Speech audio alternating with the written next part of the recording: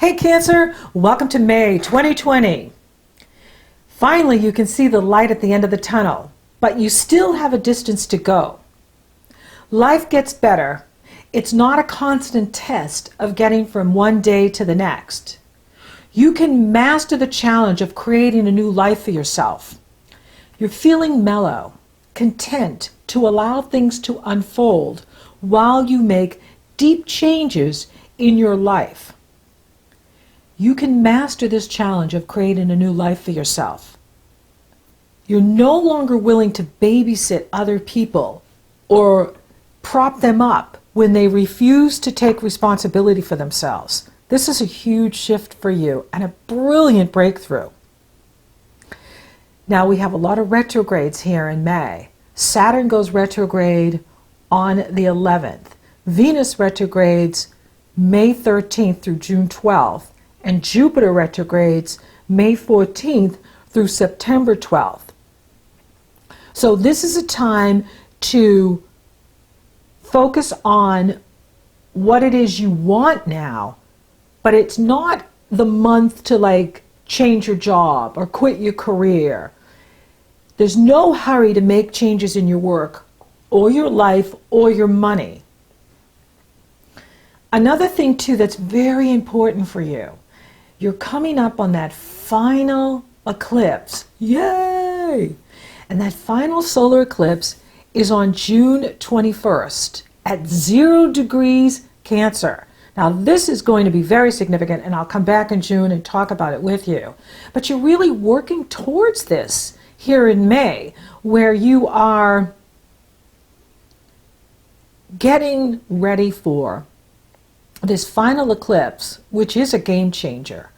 And you have been doing the work these past couple of years with the eclipses in your sign and the North Node in your sign, as well as in June, the North Node will move into Gemini. So you're going to be feeling this major shift happening with you.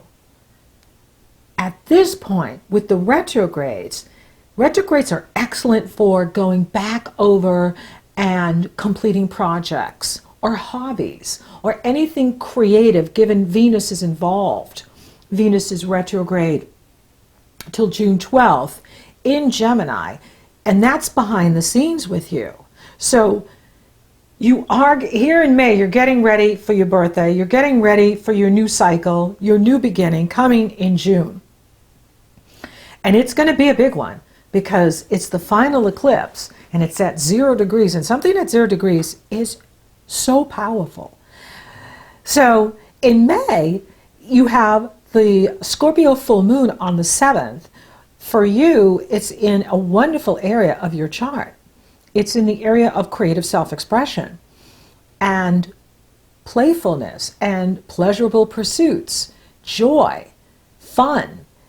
And this is an energy that you can use to be creative and work on things that are fun for you to do. This is a very spiritual moon. Neptune is trining the moon and sextile the sun. Sextile Mercury, who's coupled with the sun in Taurus, opposing the moon in Scorpio. Now Mars is T-squaring both lights, the sun, the moon, and Mercury. And this is giving a tremendous amount of energy into this full moon. Both moons. He's challenging the Gemini new moon as well, because he moves into Pisces on the 13th. Now Pisces is your sister sign, Scorpio is your sister sign. So for you, you can work really well with these energies. And you can use this energy to build compassion for yourself, have compassion for others, but really step back from this old pattern, perhaps, of fixating and rescuing other people. This is a really important time to allow them to step up and carry their own weight and take responsibility for their choices in their lives and not rely on you because you need you right now. This energy is pulling us all within.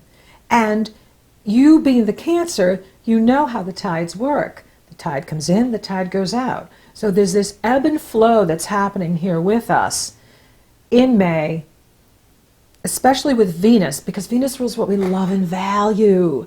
Venus is, for you, it rules the area of your friends and where you hang out, the groups you belong to, your goals, your ideals, your hopes and wishes. It's a wonderful energy for you because the earth and the water, you being the water, are in harmony with each other. So it creates opportunity for you, as well as Scorpio trines you. Mars is putting energy into this moon. And the best way with Mars is physical exercise, focusing on projects, really throwing ourselves into work that we love doing. And that way the energy has an outlet. The energy can be channeled. Otherwise, we could get into disputes, disagreements, because Mars can make us really moody and irritable. I laugh because I have days like that, or moments like that, where, I can wake up and I'm like, rah, and then by the afternoon I'm fine. So, don't be attached to that. Moods come and go. It's like the moon. It's changes signs every 2.5 days.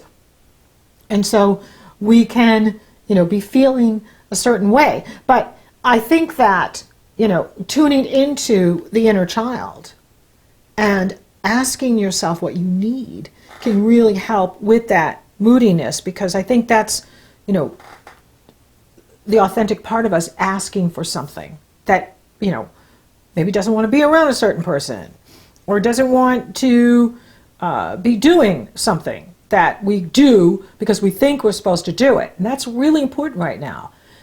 Is this transformation that's going on with all of us. It's about really coming from your inner power and your authenticity. That is what Saturn is asking. And all of the retrogrades is to pull that energy in, focus on your personal needs more deeply, and allow for the changes to unfold as they need to. Not that we have to make any final decisions in May.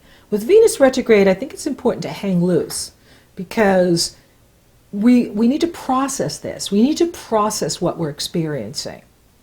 And yeah, we may know the answer, but I think we're going to have greater clarity in June when she goes direct on the 12th. Good news is Mercury is flying forward. Mercury enters Gemini on the 11th, and then enters your sign on the 28th. So he will enter Cancer on the 28th. So we end the month with Mercury in the first house with you, in your sign, which is very positive and very significant. And so you are creating a new life for yourself. And you're up for it. You're up for the challenge. And the energies in May are good for you, because Scorpio is your sister sign, Taurus sextiles you. Sextile. And so there's opportunity here for you. The universe is saying, though, for all of us, that we don't need to make final decisions here in May. We can hang loose until Venus goes direct, because then we'll be clear on what it is we truly love and value. She rules what we love and value. And it's important to look at that, because we've all changed from the experience of this pandemic. It's changed all of us, everywhere. And we need to honor that. We need to honor who we are now and this new life that we're creating. We're literally creating a new life right now, all of us, alone together. And you want to honor that, Cancer. You want to honor what you need at this time. The sun's going to harmonize with Pluto on the 15th, and then with Jupiter on the 17th. This is positive energy. And then the sun enters Gemini on the 20th. And we have the Gemini new moon on Friday, May 22nd. And here in the States, that's the kickoff of Memorial Day weekend. It's wild how it's already here. And I really like both moons this month. I love the Scorpio full moon with Neptune just pulling us into God, pulling us into Creator, pulling us into the spiritual realm of creativity, and reminding us that we came from the stars. We are stardust. And with the Gemini new moon, very social energy. But Venus is retrograde. And This is behind the scenes for you. Gemini is 12 signs from you. So it's pulling you deeper within yourself, which is good because this is the time for it. This is the time to, finish up unfinished business. Let go of those karmic patterns of codependency or putting other people first and not loving you more. And start loving you more. And Jupiter is blessing this Gemini new moon. It's trining Jupiter. Even though it's out of sign, Jupiter's, late in Capricorn. This is an early Gemini moon. It's on. And Saturn is exactly trining the Gemini new moon, which is fantastic. So it is about taking a new approach in your relationships, taking a new approach in your life, and letting go of what no longer serves. This is a purging time for all of us. The universe is asking us to purge what no longer serves you, what's not working for you, what no longer is true for you. Venus rules what's true for us, what our true values are. I'm so Italian. and so it's important to honor what the energies are requiring.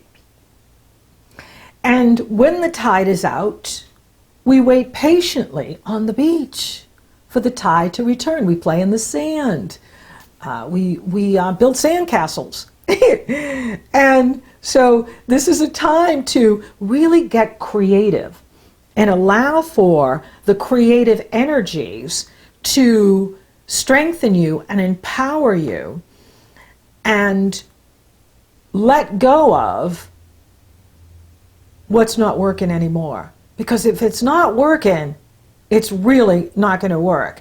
And, with this Martian energy, with Mars so strong in here with both moons, especially at the Gemini new moon, we could be like a dog with a bone. We don't want to let it go. But it's dead. It's done. If something's dead and done and it's not working, accept it and release it and let it go. Because resistance is futile with these energies. The only thing we can control is our response to what's happening and how we take care of ourselves and how we keep ourselves positive when, things are scary or things are crazy and chaotic. So use this month to build this new life that you're creating. Focus on what it is you want. Get ready for your birthday that's coming here in June and July. It's going to be a big one. And it's exciting because it's like you're reincarnating without change of bodies. I think we've all just reincarnated given what we're experiencing right now. But you especially, because you're on your final solar eclipse on summer solstice at 0 degrees, which is so powerful. And I really look forward to coming back and exploring that further with you. Be optimistic because solutions are coming. Solutions will come. Focus on the solution. Don't focus on the problem. You can't fix a problem if you focused on the problem. We have to focus on solutions. As far as, love and socializing, do it online. Everyone's online and having a blast with Facebook and, Zoom and Skype. And there's just so many ways that you can reach out to people and stay in contact with others and stay safe.